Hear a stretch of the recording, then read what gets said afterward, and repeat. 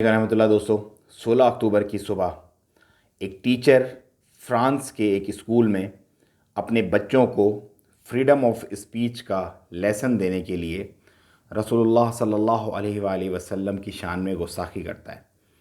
उनकी शबीह के मुतरादिफ कार्टून्स बच्चों को दिखा के उस पर फ्रीडम ऑफ स्पीच का एक लेबल लगा दिया जाता है कि हमारा मुआशरा, जो हमारी सोसाइटी जो फ्रांस की, वो फ्रीडम ऑफ स्पीच की इजाज़त देती है। उन्हीं के बीच चंद बच्चे जो कि चेचन इमिग्रेंट्स हैं बेसिकली, वो भी इस सारे वाक़ये को मुसलमान देख रहे होते हैं। उसके बाद वो बच्चे प्लान करते हैं कि ये जो गुस्ताखी है इसकी सज़ा मौत है।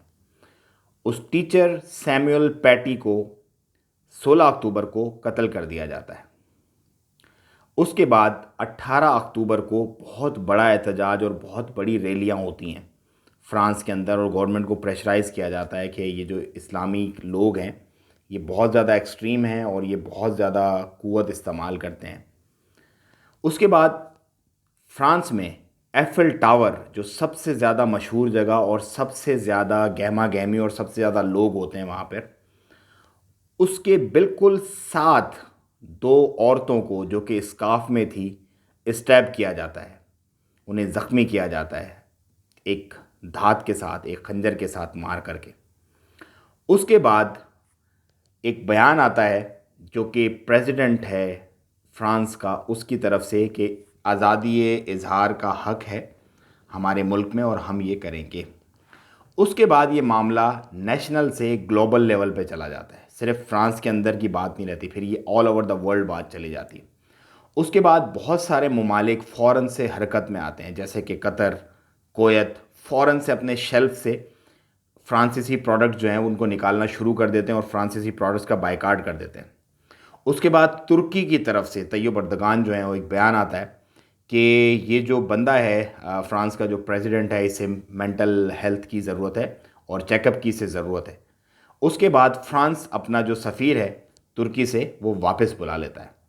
इसी बीच पाकिस्तान के जो प्राइम मिनिस्टर हैं इमरान ख़ान, उनकी तरफ से एक बयान आता है और वो इसको कंडेम भी करते हैं और साथ ही साथ जो सीईओ है फेसबुक के, मार्क ज़ुकरबर्ग, उसको एक लेटर भी लिखते हैं कि तमाम इस्लामोफोबिक जो कंटेंट है उसे इससे फेसबुक पे आने से रोका जाए, क्योंकि ये एक इस्लामोफोबिया को हवा दे रहा है।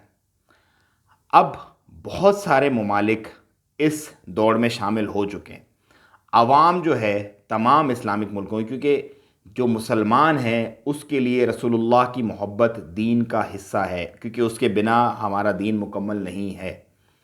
तो आज उसी सिलसिले में तुर्की ने तमाम फ्रांसीसी प्रोडक्ट के बायकाट का नेशन वाइड ऐलान कर दिया, और अब तुर्की जो सदर हैं उन्होंने कह दिया अपनी आवाम को कि कोई भी फ्रांसीसी प्रोडक्ट को ना ख़रीदें और ना ही उसके ऊपर क्रेडिट करें कुछ भी।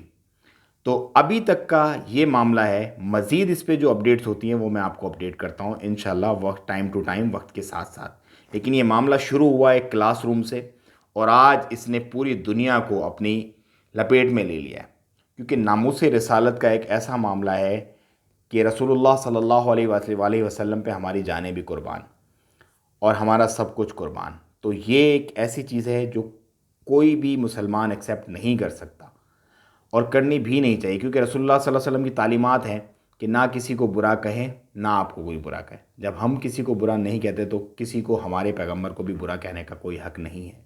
अस्सलाम वालेकुम व रहमतुल्लाह।